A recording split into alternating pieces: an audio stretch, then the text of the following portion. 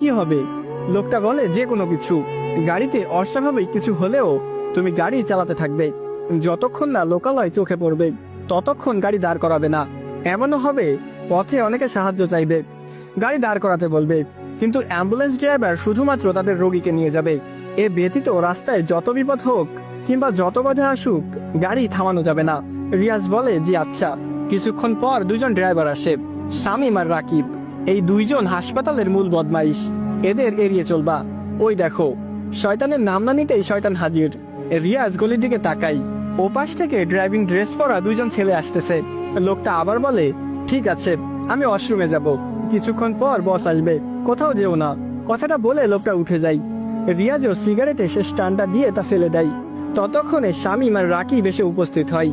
তারাও চা আর সিগারেটের অর্ডার দিয়ে রিয়াজের পাশে বসে। রিয়াজকে জিজ্ঞেস করতে থাকে সব। রিয়াজে ওদের বলে আজ তার প্রথম ডিউটি। ওরা রিয়াজের কথা শুনে একটু রিটকারি শুরু করলো। শামীম বলল, তো এসেছো কিভাবে, হেলিকপ্টার নিয়ে নাকি বিমানে? রিয়াজ স্বাভাবিকভাবে উত্তর দেয়, ট্রাকে করে, আমার কাছে টাকা নেই। ঢাকার ট্রাকে উঠে ঢাকা এসেছি।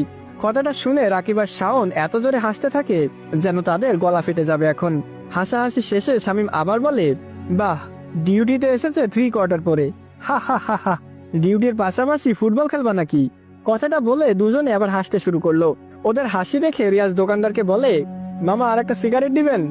দোকানদার রিয়াজের হাতে একটা সিগারেট দিলে রিয়াজ বলে, ওরা আমার বন্ধু, আজ থেকে একই সাথে ডিউটি করব, বিড়িটা ওদের থেকে নিয়ে নিবেন।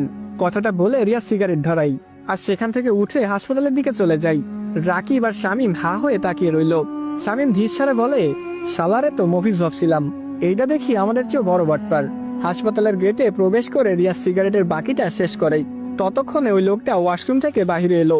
উনি রিয়াজকে আরো কিছু নিয়ম শিখিয়ে দিচ্ছে। এইভাবে আড্ডায় কেটে যায় 3 ঘন্টা। এরপর এদের বস আসে, যে ড্রাইভারদের কন্ট্রোল করে। রিয়াজ সহ সবাই ওনার সামনে উপস্থিত হবার পর উনি বলে, কালাম ভাই, আপনি রিয়াজকে আজ জামা কাপড় কিনে দিবেন আর আপনার বাসাতেই রাখবেন তাকে। টাকা অফিস থেকে নিয়ে যান, স্যালারি থেকে কেটে নিব। আর মর্গে 2টা লাশ আছে, এগুলো আজ দিনাজপুরে নিতে হবে। রাকিব আর শামীমকে ওই 2টা লাশের সাথে পাঠাবেন। আপনি আপাতত রেস্ট নিন, সারা রাত গাড়ি চালিয়েছেন। বসের কথা শুনে রিয়াজ জানতে পারে তার ভাইয়ের বন্ধুর নাম কালাম। বস আদেশ দিয়ে চলে যায় উপরে। কালাম সাহেব রিয়াজকে বলে, নতুন জীবনে পা রাখতে যাচ্ছ, তুমি অপেক্ষা করো, আমি টাকা নিয়ে আসি। রিয়াজ হ্যাঁসূচক ইঙ্গিত দেয়। উপরে ওঠার আগে কালাম সাহেব দাঁড়িয়ে বললেন, আর ওই শোন, হ্যাঁ তোরা দুইজন লাশের কাগজপত্র বুঝে নিয়ে ঠিকানায় দিয়াই, কাজে যাতে দেরি না হয়। কালাম ভাইয়ের কথা শুনে রিয়াজ বোঝে উনি অনেক সিনিয়র ড্রাইভার।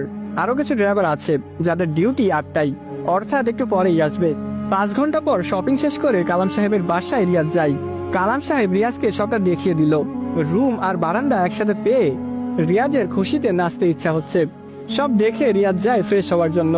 গোসল সেরে রিয়াজ ওয়াশরুমের বাহিরে আসতেই দেখে কালাম সাহেব রিয়াজের দিকে ভয়ঙ্কর চাহনিতে তাকিয়ে আছে।